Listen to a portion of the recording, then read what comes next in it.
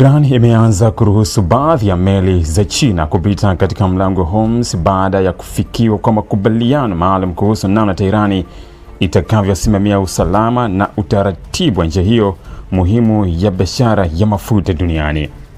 Taarifa hiyo imetolewa na shirika la habari la Iran Fars likinukuu chanzo kilichoelezwa kuna taarifa za ndani kuhusu mazungumzo hayo nyeti kati ya Teherani na Beijing. Hatua hiyo imekuja wakati mvutano wa kimataifa kuhusu usalama Hormuz ukiendelea kuongezeka kufuatia vita vya hivi karibuni vilivyohusisha Iran, Israel na Marekani katika eneo la Mashariki ya Kati. Mlango wa Hormuz ni moja ya njia muhimu zaidi duniani kwa usafirishaji wa mafuta na gesi, ambapo sehemu kubwa ya mafuta yanayotoka mataifa ya Ghuba hupitia katika eneo hilo kuelekea Asia, Ulaya na masoko mengine ya dunia.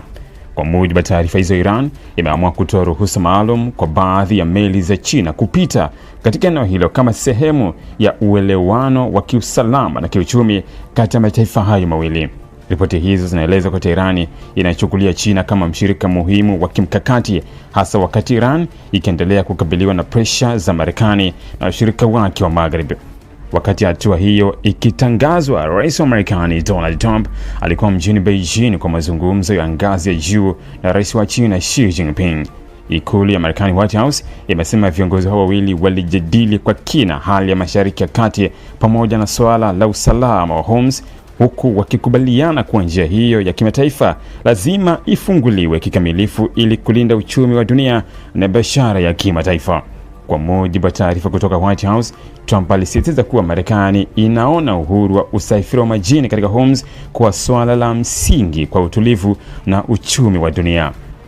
Aidha, viongozi hao walijadili namna ya kuzuia kuongezeka kwa mzozo mpya wa kijeshi ambao unaweza kuvuruga usambazaji wa nishati duniani. China kwa upande wake imeonekana kuchukua nafasi ya tahadhari, huku ikijaribu kulinda maslahi yake ya kiuchumi bila kuingia moja kwa moja katika mgogoro wa kijeshi wa eneo hilo. Beijing ni moja ya wanunuzi wakubwa wa mafuta kutoka Mashariki ya Kati, na kufungwa kwa Hormuz kunaweza kuathiri vibaya viwanda, usafirishaji na uchumi wa China.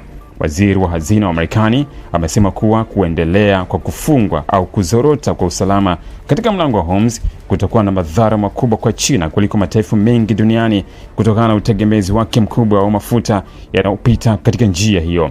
Akizungumza na CNBC akiwa Beijing, Bassett alisema anaamini kuwa China inaamini itafanya liwezekanalo kuhakikisha njia hiyo inafunguliwa tena na hali ya kawaida inarejea. Alisema Beijing inaweza kutumia ushawishi wake wa kidiplomasia kwa Iran ili kupunguza mvutano huo. Nafikiri watafanya kila wawezalo, alisema Bassett, waziri wa hazina nchini Marekani. China ina maslahi makubwa sana kuona mlango wa Hormuz unafunguliwa tena, na naamini watafanya kazi kwa nyuma ya pazia kwa kiwango chochote wanachoweza kuwa nacho kwa uongozi wa Iran. Kauli hiyo inaonyesha wazi jinsi Marekani inavyoiona China kama mdau muhimu katika kushinikiza utulivu wa eneo hilo licha ya ushindani mkubwa wa kisiasa na kiuchumi kati ya Washington na Beijing katika miaka ya hivi karibuni.